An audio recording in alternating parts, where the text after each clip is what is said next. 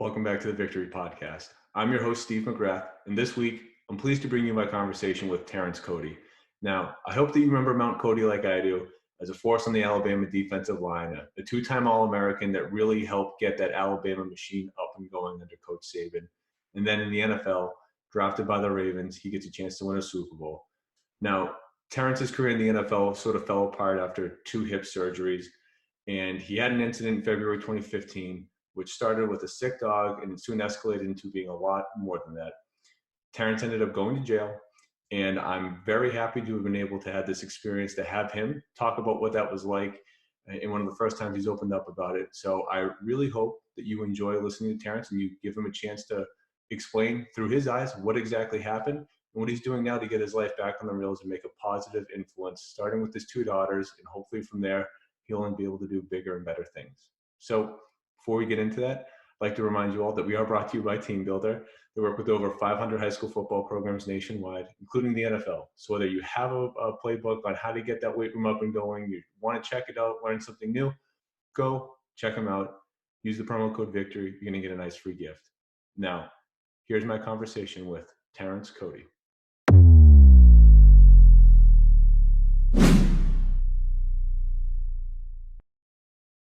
2, 1, boom, on the line. I'm pleased to welcome Mount Cody, Terrence Cody. Terrence, how are you doing today, man? I'm doing good, man. How about you? I'm so happy to hear that, man. I'm doing good. Thank you for asking. And, you know, the first thing that I need to ask you, coming off of the heels of what wasn't a great weekend in Alabama football, this team LSU, I don't know if you've heard of them, they came and they delivered a hell of a punch. And maybe some people thought that LSU should have won because they've been a better team this year. But what were your takeaways from that team? Because that's not the Alabama defense I know that you played on. Well, number one, it was a wake-up call. And so, but it was a lot of things that we did, like on Alabama's side, like, you know, just basically tripping over themselves, turnovers and missed assignments and just a bunch of plays that they basically gave them and stuff and started making them earn it and stuff. And too many big plays were given up too. But it definitely was a wake-up call, and just like I read, it's time to hop back in the meeting rooms and get everything back together and get back on track. Yeah, and the great thing about college football, right, is you can have that one loss and it doesn't end your season, not when there's 4 teams that make the playoffs. So it's by no means the end of the world for Alabama. But do you think LSU is the real deal? I mean, this is the first time they've had a quarterback since Jamarcus Russell that, you know, they can just go in and put up points now. They're not just all defense. They look really good from what I've seen on the game this past Saturday, and that was my first time watching them. I didn't know they were undefeated until watching the pregame and stuff leading up into the game. But they look like a real contender for the national championship. You know, I always felt like LSU was one of those teams where they were guaranteed to lose a really bad game during the year and essentially kill their chances because you knew that they were probably going to lose to Alabama too. But this is the one year where it looks like they actually have it all together. But what I wanted to ask you, though, you bring it back, is before you were part of that force that solidified Alabama as being one of the premier teams in college football. Like everyone else, you were just a kid. And from what I read, you didn't even have a chance to play football growing up because you were too big. With someone who has the nickname Mount, you know, that kind of makes sense. But, you know, can you just walk us back to, you know, when you were middle school, you know, when did you start even thinking about football? And I think you only even played 2 years in high school. So can you just take us back to, you know, growing up, what sports meant to you, what you were playing? Well, my first love was basketball, but coming up, you know, as I got older, I started, you know, my family watched a lot of football, and I played a lot of sandlot football, and I started liking it because, you know, I liked hitting people and I just like contact, and, you know, basketball isn't all about contact. And But I wanted to start playing football. Try to get into little league football, but it didn't work out all the time because I was either too big for my age or too young to go up age group and stuff. So I was just a big kid at a young age and stuff. And as I got older, the same thing I heard every time was I wasn't going to be able to play football until I got into high school. But once I got into high school, I started playing organized football, and everything just started like it just felt like second nature to me. Like everything was good, and I started excelling my freshman year, but got into hanging out with the wrong crowd, and grades went down, so I had to sit out a year. And actually, I had to sit out 2 years. So those 2 years I sat out, I had time to think about it, but I also was still playing basketball, just little pickup basketball, and just that basically kept me in shape and basically kept me active. But I felt like it helped me later on in my in my football career because of the athleticism you have to play basketball and stuff. So it actually helped me with the quickness and agility and change of direction, because when I got back on the field, everything was like second nature to me again. Yeah, gotta have good feet. Yeah, but unfortunately, after that, I had problems with my grades, so that's what kept me. That's why I couldn't go to any D1 out of high school, so I had to go to junior college and started my legacy at Mississippi Gulf Coast, who was actually going to play in the junior college national championship December 5th, and it's going to be televised. Nice. Very cool.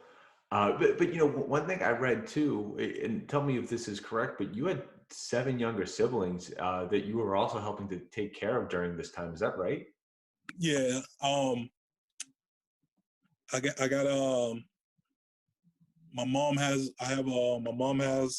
me and my younger brother, and I got 2 sisters, and I got 3 other siblings that are half blood siblings and stuff. And my mom was always working most of the time, so I usually had to either be at the house or stuff like that, make sure my brother got off the bus and he was okay. And it was just a lot of things I had to do when I was that young, because I had to grow up at a young age, because I lost my dad at the age of 11 in a car accident. Oh, wow. So I couldn't really be a kid. Yes. I just had to, grow up really fast. And that's basically what it was. That's what kept me off the field most of the time. So you dealt with a lot more than most are ever dealing with, let alone by 16, 17 years old. So what did it mean for you? Your senior year, it's really your second year of organized football, but you finally get to play, and you made your presence felt. I mean, you were a force. Yeah, I played with a chip on my shoulder. And it's not that I hated everybody. It's just like, It was an outlet. yeah, and stuff. I just wanted to make a name for myself, and whoever was going to stop me was going to, catch everything that I had on my mind and stuff. So it was basically, I was just playing with a chip on my shoulder, and I started making a name for myself early in the season. Right. But you mentioned Mississippi Gulf Coast. What was it? And I'm just not too familiar with that scene of, like, how do you figure out what like JUCO type of school to go to? Are they recruiting you? Do you seek them out? How did that path just come together for you? I owe a lot to my high school football coach, who actually, who they were actually trying to recruit one of my teammates, Siobhan Walker, who would play running back for us in high school. And my head coach just happened to, he was like, hey, I got another kid you guys can take a look at.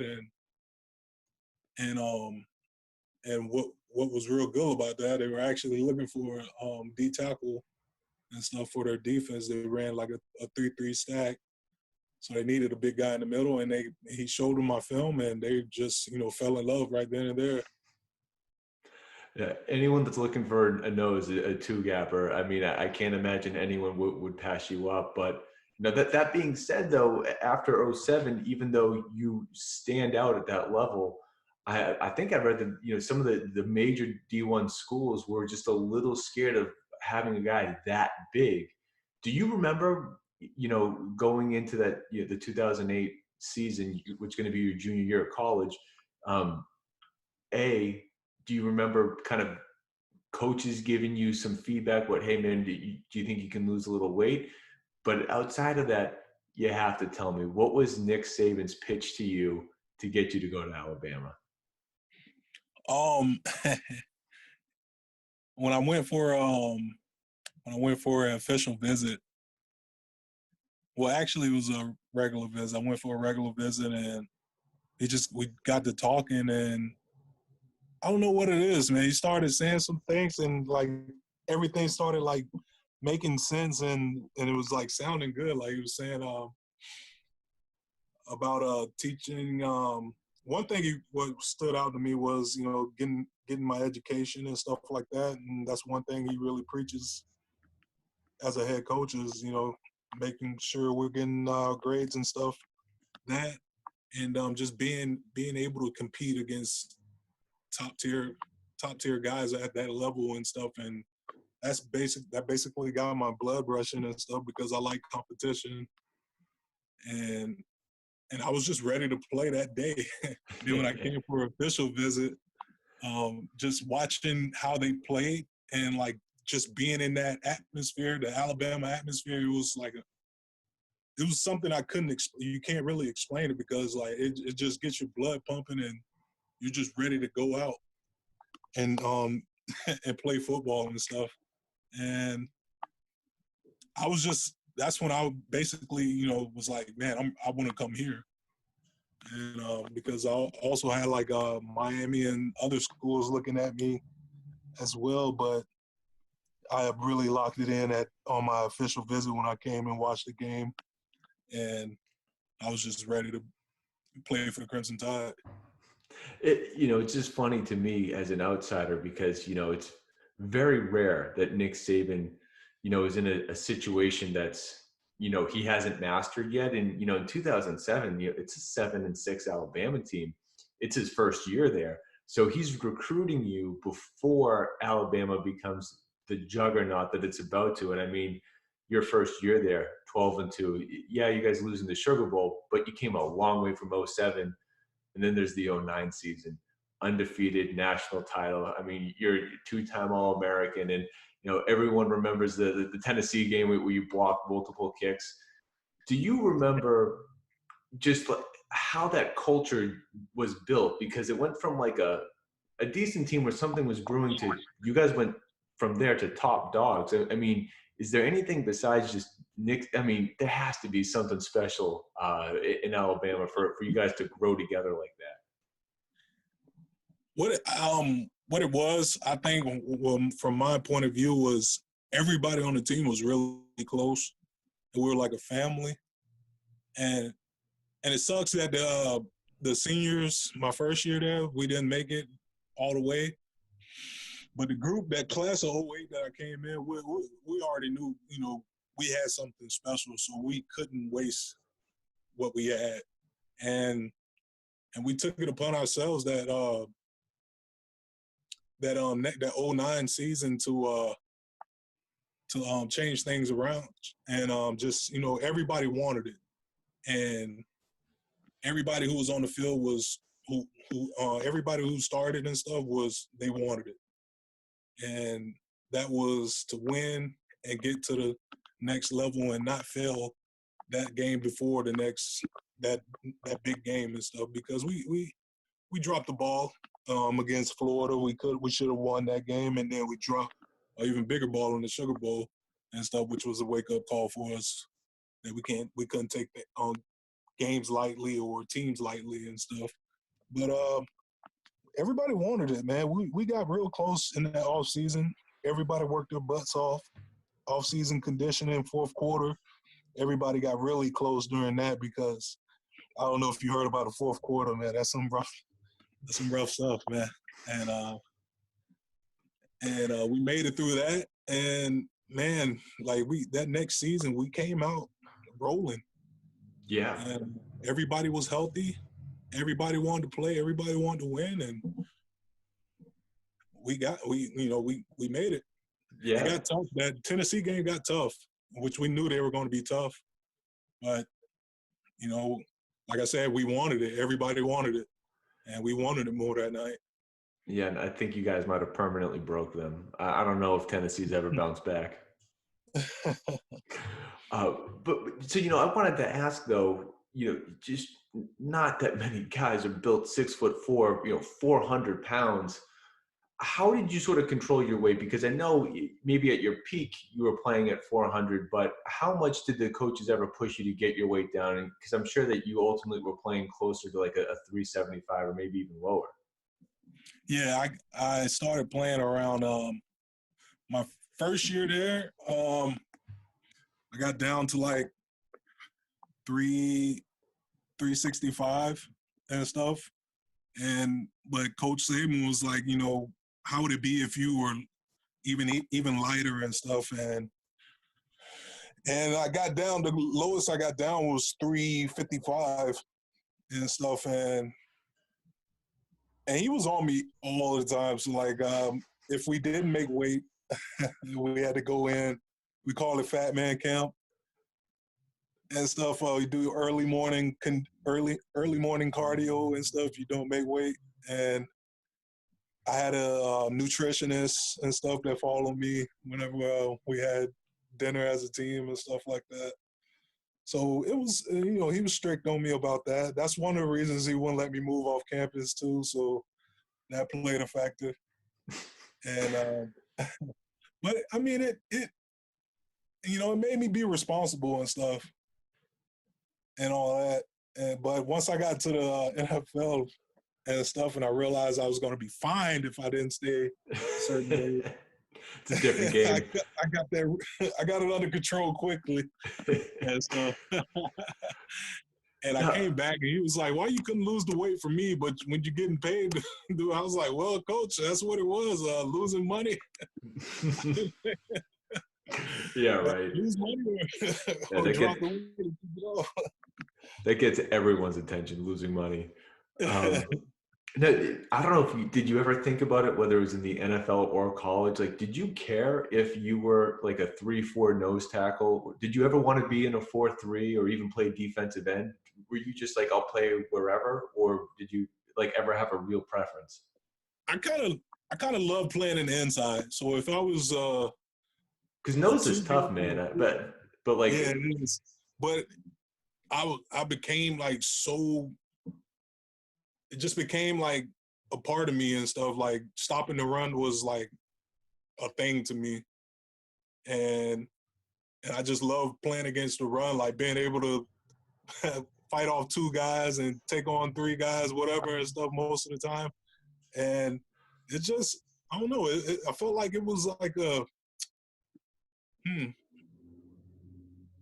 was mostly like a, what can I say? It was a challenge for me and stuff. So being able to do that and be successful at it, like I just love playing. I love playing the nose. And it's then one of those things. Having to land with the Ravens and stuff, that made it even better. Yeah. But nose is just one of those positions where you're probably not going to stuff the stat sheet. You're going to eat double, triple teams all day. But what it does is it gives everyone around you the opportunity to make the plays. But no one's making those plays unless the offensive line is focusing on you. Yep. But that became like at first I didn't realize that until later on. Like, oh, okay, so I'm the reason why you're making these plays and you're doing okay. But I mean, sacrifices you have to do and stuff, and I got used to that. Yeah. I wanted to add, of course, you go second round, you get drafted by Baltimore. I mean, first of all, Alabama, you're only playing with Courtney Upshaw, Dante Hightower, Julio Jones, Mark Barron, so you're already playing with NFL talent. It's like a pretty much, the SEC is kind of like a developmental NFL league. But, you go to Baltimore and it's, Haloti Ngata, Terrell Suggs, Ray Lewis, Ed Reed, just guys who are going to be Hall of Famers, just if not already in there. What was it like for you? Did you feel like it was much of a jump in talent because of where you played from? Like how much of that switch in your head did you have to flip? Because now it's, men playing, not just, 20-year-old kids anymore. And at first it didn't feel like it, but once I got into like the preseason game and got a couple snaps with the ones and stuff, it was that's when I realized, okay, this is the NFL. And I'm not gonna lie, like training camp was rough and stuff because I did struggle in training camp with my weight, so that kind of made it a little tough. And but I don't know, man. That second year after the lockout, that second year it like clicked, and like I got my weight down, got it under control, and stuff like that, and that's when I realized, like, man, I can't just play like how I was at Bama. I have to really like step it up a notch and really play and stuff, and because everybody's like this, like how I was at Alabama. Everybody was their top guy, and if not, their only guy. And stuff. So and it's nothing against the Alabama offensive line, but now in practice, when you have Burke in front of you and Marshall Yanda and Grubbs, I mean, you got Pro Bowl caliber guys. It's like, I'm sure practice was not fun. It wasn't because I most of the time I went off of just my strength alone, which it helped me most of the time and stuff. But even technique matters and stuff against like people who just play off of just straight strength. But if you're going against a guy who knows technique and really good technique, like Yonda and Grubbs them did, they knew how to like catch me. And after a week or two in training camp, like I caught on to that shit, and that's when I started playing a little smarter and stuff. And after that, that's when I started to make more plays in practice, and then it carried on in the preseason, and then it carried on in during the season. But I didn't really get to start until the second year.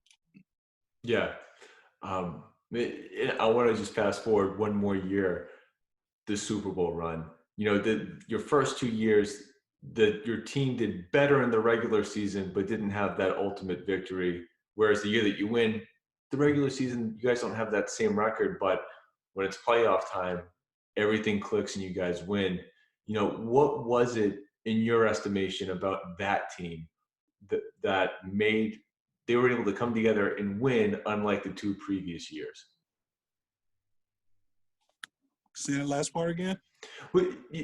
It's more or less the same team, your first 2 years in the league, but it's really it's the 2012 team that goes and wins the Super Bowl. What was it about that team that year that everything was able to click and they were able to win versus your other teams before that? I think what it was, we had that tough loss against the Texans, and things got a little rough in the locker room and like meeting rooms and stuff. And I don't know if it was like finger pointing or nothing like that, but it was just, we was kind of falling apart. But it took us for that game, and then our little talk we had as a team afterwards and stuff. We had to change some things around, and some guys had to make some changes. We either had to make some moves or guys had to change what they were doing. And we came back after that bye week, and we were like a whole new team, man. And we got on that run, and that run carried us all the way into the playoffs, and we just kept on with the momentum. And then we lost Ray. What it was, the fourth or fifth game. I don't know if it was. I knew it was kind of early in the season. We ended up losing Ray Lewis to a bicep tear, and that took a toll on us. You know, leader of the defense and the team, but when we got on that momentum train and we made it to the playoffs, wild card, and we just kept building momentum. Then we ended up getting Ray back, and then we just had more momentum, and we got to the Super Bowl, and it was basically, act like we've been there before, and it was just, we took it as like another game, another business trip, and that was crazy. Won the Super Bowl. It didn't hit me at first because, winning became second nature to me because of Alabama and stuff. We just won everything, and it didn't hit me till later on in the offseason. Like, damn, we won the Super Bowl, man. Yeah, all of a sudden winning became a habit. Yeah. So after your last year, so you have 4 years with the Ravens, and ultimately, your time in the NFL more or less gets cut short because of what I would assume to be what happens in February 2015. There's a incident that involves a dog, and the next thing you know, there's an alligator. There's paraphernalia relating to weed. All this stuff comes up. And ultimately, that's sort of the end of your time in the NFL. Looking back at that whole whirlwind and everything that transpired, do you have any thoughts on just sort of what happened? Why have you put it behind you? Do you dwell on it? Just sort of like today, how do you feel about, just how your time in the NFL ended and what happened? Well, I knew my time was coming short because I had the two hip surgeries and stuff. My last 2 years in the NFL. Oh, so I didn't even know that. Sorry. Yeah, I had two major hip surgeries and stuff. That kept me sidelined my 5th year in the NFL. But when that happened, it took me a while to get over it and stuff because whoever knows me knows I'm not that type of person and stuff like that. And for the media to portray me as that type of person, I kind of like just shut down from basically the world and everybody around me. And it took me a while to get out of that too. But I mean, when it happened, it was just an honest mistake because I thought something else was going on that actually wasn't what was going on. I thought my dog was sick, and that's because if I didn't want to feed my dog, I wouldn't take him to the vet. If I was trying to starve him or whatnot, whatever they said I was doing, why would I take him to the vet? That's what I didn't understand, but I was trying to figure out what was going on because he was losing weight, but he'll lose weight and then he'll gain it back and losing, and he started gaining it back again, and he just started losing tremendous weight the third time. And I didn't know what was going on. I have my uncle that does like all my medication for my dogs because I run a kennel down in Alabama where my house is and stuff. So he does most of the medication. If he can't do it, we have like a vet that comes out and does the other medication that he can't do. So it was just an honest mistake that I thought was going on, but ended up being something different. But the trial happened, and they didn't find me guilty and stuff. It was just everything was misdemeanors that they found me of. I can't remember what the misdemeanors was, but I know one of them was having the alligator, which is illegal in the state of Maryland, and the paraphernalia that I had on me and stuff. Having that much was illegal on me and stuff. So everything makes sense, but why the alligator? Um, that's a that's a funny story. But after the Super Bowl, the guy who came over and cleaned my carpets and stuff, he he was cleaning one day and he mentioned, he was like, "Hey, you want to buy an alligator?" I was like, "Huh?"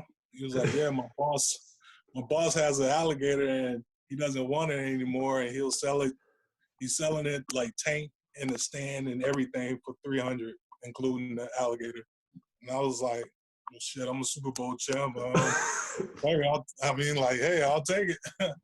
And stuff, and I just thought it was That cool makes having an sense. alligator too, That makes because sense.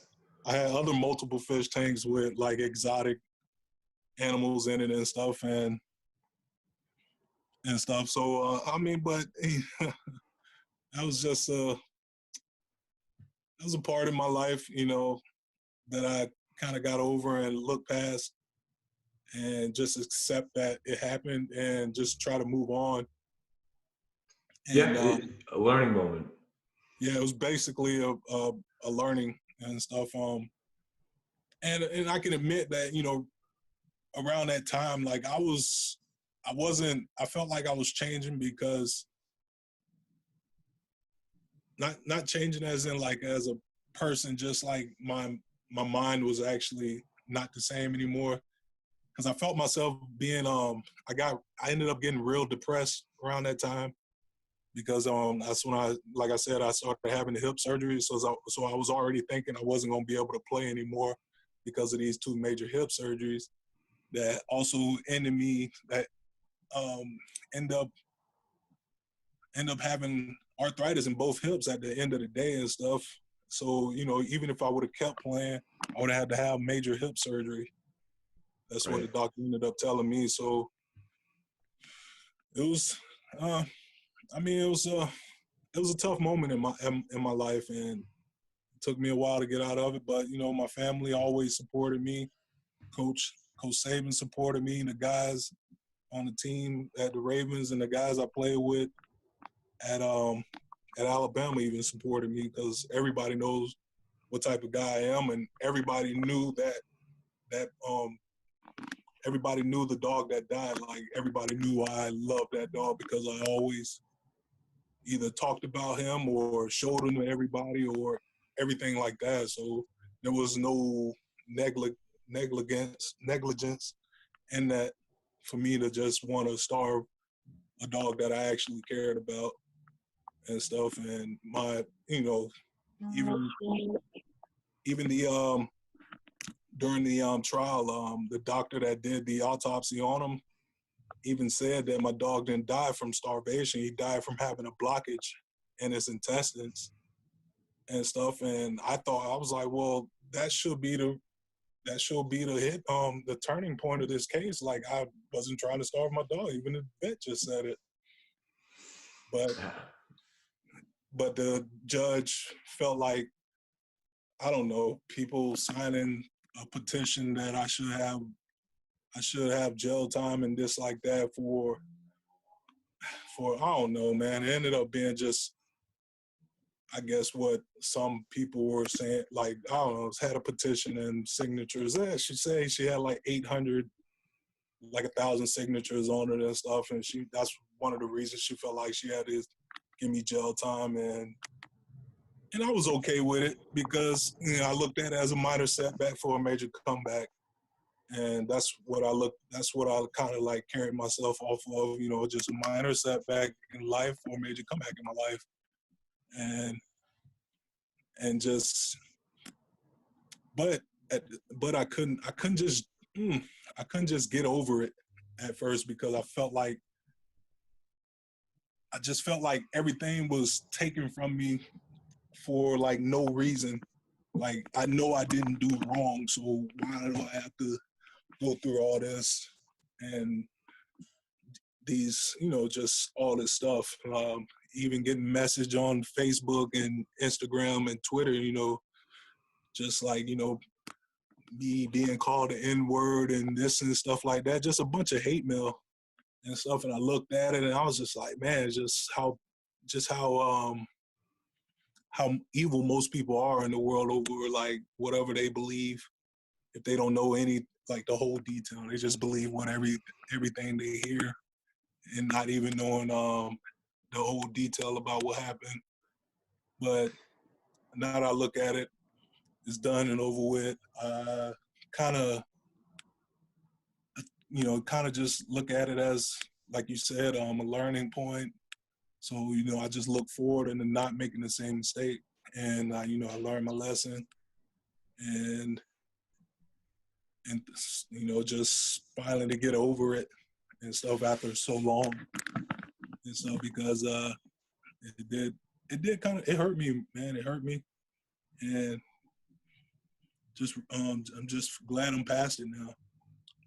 Yeah, wow. I mean, I can only imagine there's so much there, from losing a dog that you love. And as a dog owner myself, I mean, that's horrific in and of itself. And then you add everything else to it. I mean, it's enough to completely ruin anyone's life. So even just to view it as a setback for a major comeback is, the best thing you can do is frame it in a way where that this isn't going to define you. It's just a moment that ultimately is going to be a moment in a long chain of moments. It's not going to be, at the end of the day, what you're known for if you decide that that's not how you're going to be remembered. And that obviously seems like something that you've done. And just a wild story.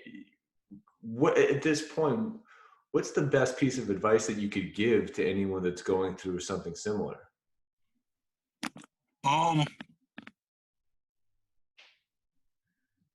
The best piece of advice I can share, from something I didn't really catch on to later is don't keep all that stuff bottled inside and stuff. Like talk to somebody that's about the things that you have bottled up inside you and stuff, not just let it keep bugging you, because then if you don't talk about stuff, then it's just going to lead into, you're just going to dig yourself a deeper and deeper hole to what at one point you can't get up out of, because that's when I felt myself slipping away as a person, because I shut down. I started to shut down in that situation, but I was able to get up out of there and find the help that I needed. And just when I was able to talk about how I was feeling about that whole situation, like it made everything a lot better.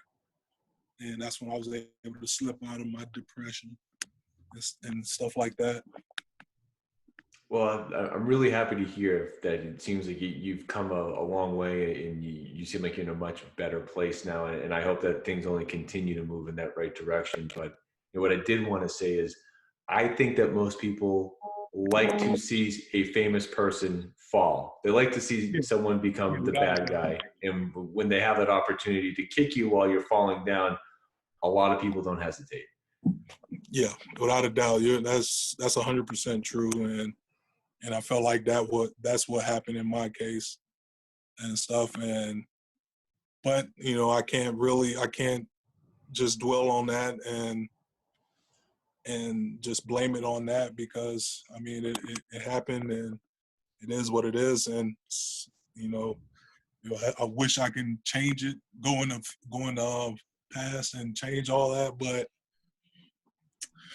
it never happened. But I mean, all I can do is keep, like you said, not make that what defines me and stuff. Just keep doing better and helping and just being able to provide to people and help people who need help.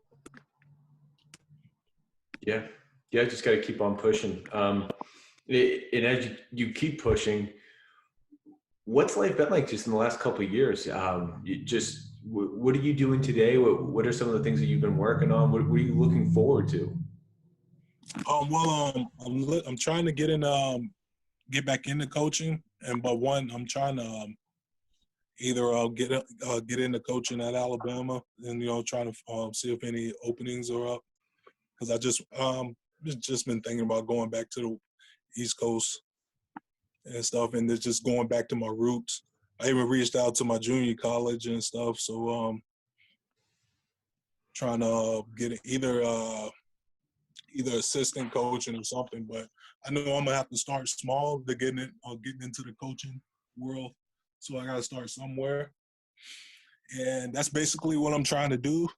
Start somewhere, and that's what I'm trying to do now. And then just trying to be a perfect role model and a perfect dad for my kids too, as well. Cause I got 2 little girls and stuff. My oldest, she just turned 9 the beginning of this month.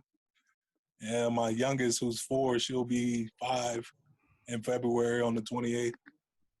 So That's awesome. yeah, man. And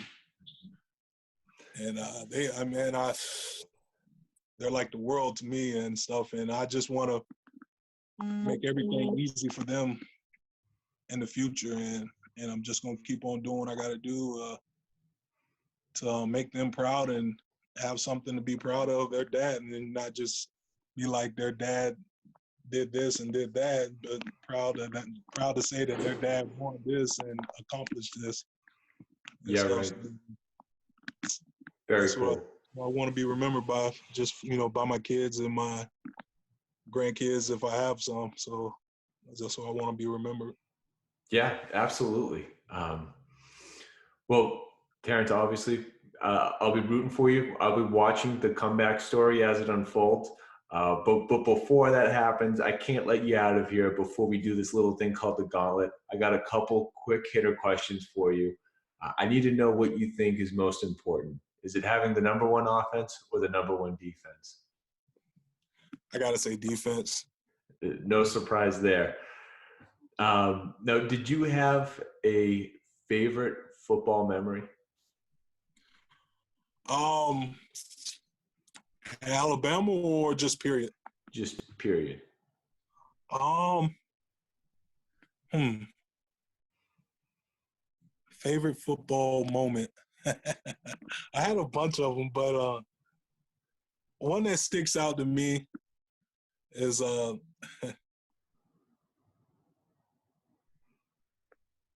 man, I'll probably have to say my favorite football moment will have to be the block against Tennessee, and It's a good one.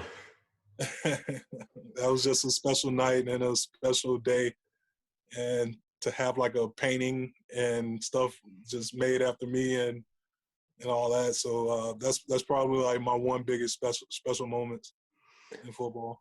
Now, if you only could have had one, would you have rather had the national championship in college or the Super Bowl in the NFL? It's tough. It's tough. It's not supposed to be easy. I'm gonna have to go with the Super Bowl because the rings are mostly real. There you go. Can't argue against that. All right. What's most important? Is it the players or is it the scheme? That's another tough one. I'm gonna have to go with. The scheme. I'm gonna have to go with the scheme. All right. And lastly, but I think it's most important, if you were going to talk to a young 16, 17-year-old kid who wants to be, make it in the NFL like you did, what is the best piece of advice that you would give them?